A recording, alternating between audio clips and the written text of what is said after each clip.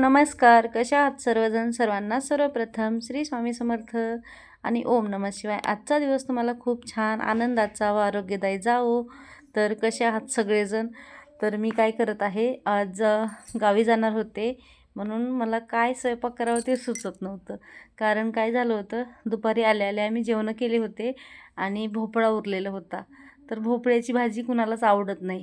सकाळी मी माझ्यापुरती करून म्हणजे बनवली होती आणि खाल्ली पण मी. आणि चला, मी आज आईकडे जाणार आहे आणि आईकडे जाण्यासाठी मी काय बनवलेलं आहे हे बघा.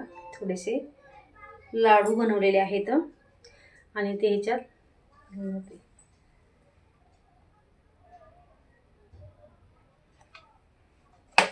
हे बसत नव्हते म्हणून छोटेसे 2 चिपटे केल्यासारखं केलेले आहे.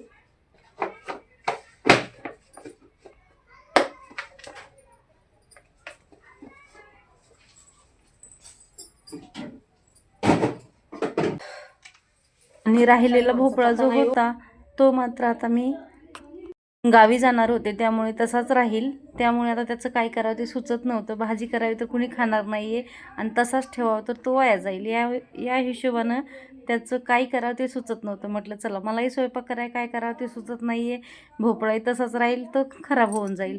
म्हणून मग मी काय केलं, भोपळा घेतला आणि त्याचे छोटे छोटे छोटे छोटे म्हणजे गोल गोल जी आहेत ते काप करून घेतले.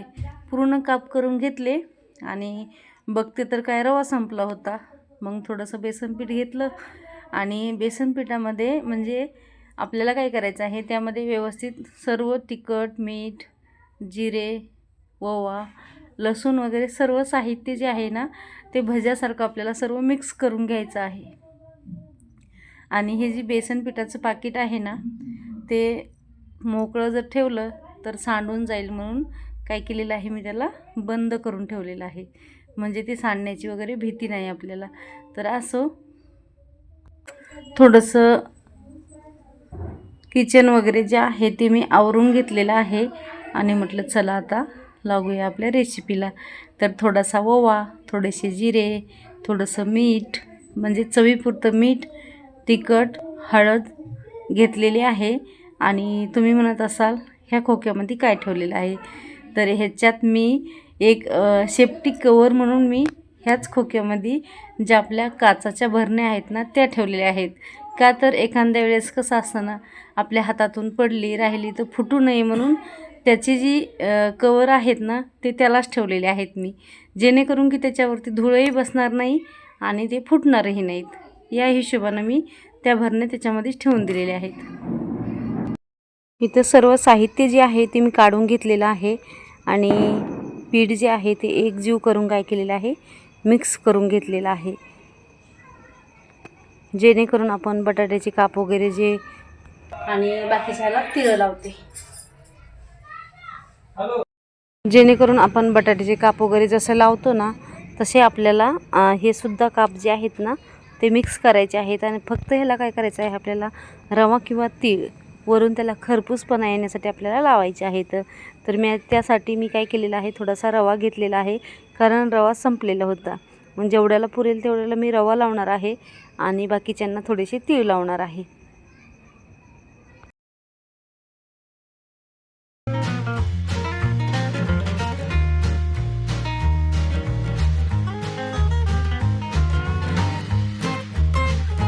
इथे मी तवा गरम करायला ठेवला होता आणि तवा गरम झाला की त्यावरती काय केलेलं आहे, तेल लावून घेतलेलं आहे. तेल आपल्या पूर्ण तव्याला लावून घ्यायचं आहे, कारण की हे जी काप आपण तयार करून घेतो ना ते काप तव्याला चिकटले नाही पाहिजेत त्यासाठी. आणि असा वरतून रवा टाकायचा आहे आपल्याला आणि छान असं वरतून याला परतण्यासाठी ठेवायचं आहे. हे बघा, याने खरपूसपणा खूप छान येतो याला. सेम गॅसवरती ठेवून आपल्याला काय करायचे आहे, ते एक एक करून हे काप जे आहे ते तव्यावर सगळे आपल्याला फ्राय करण्यासाठी ठेवायचे आहेत.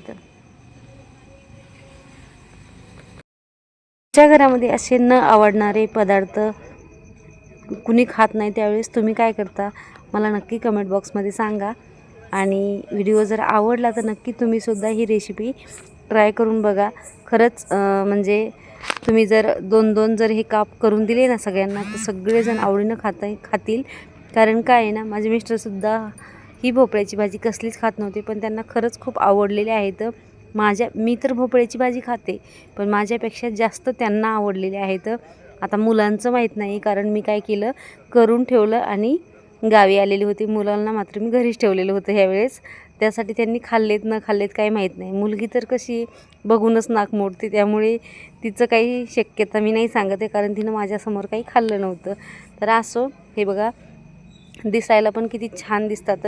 आणि काही पदार्थ असे असतात की त्याची चव बघण्यापेक्षा ना एखाद्या वेळेस सुंदर दिसले की लगेच आपण खायला घेतो, भले ते कसेही लागू दे.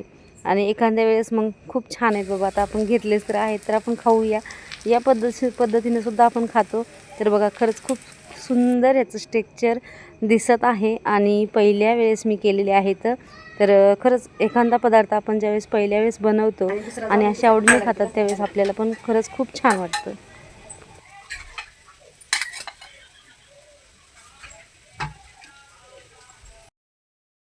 माझ्याकडून प्रत्येक वेळेस होणारी चूक म्हणजे ही असते की मी काय करते, पदार्थ सर्व करते आणि शेवटचंच काहीतरी घोळ करून टाकते. म्हणजे कसं, आता इथं बघा मी काय केलं, देवाला नैवेद्य ठेवावं म्हटलं आणि गरम गरम ह्यांना खायला द्यावं म्हटलं आणि थोडासा गॅस फुल केला.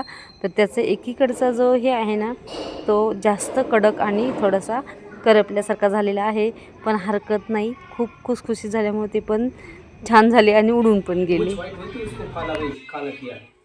आणि ते एकदम बढिया बात चीज आहे एकदम. काय हे तुम्ही भोपळा खात नाहीत ना, नाही मग ते भोपळाच आहे. एवढं भारी. वा, काय दिसत नाही कॅमेऱ्यात.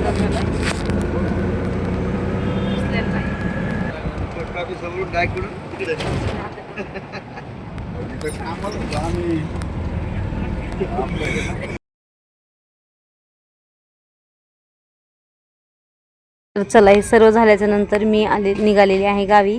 तर गावी निघते वेळेस बाहेर थोडासा हा व्हिडिओ काढला होता. काय झालं तर ट्रॅव्हल्स जी आहे ना ती आम्हाला म्हणजे बोललेली की इथे या. तिथे गेल्याच्या नंतर सांगितलं की पोलिसांनी आम्हाला इथं गाडी थांबून दिली नाही, तुम्ही पुढे या. पुढे गेल्याच्या नंतर असं झालं की आम्ही मागेच थांबलो, तुम्ही अजून पुढे या, असं केलेलं आहे. खूप पळवलेलं आहे ट्रॅव्हल्सनं.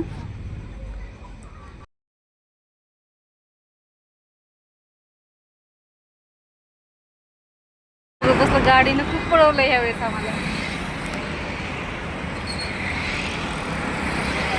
चला, मी इथे व्हिडिओचा एंड करते. व्हिडिओ आवडला तर नक्की लाईक, शेअर आणि सबस्क्राईब करा.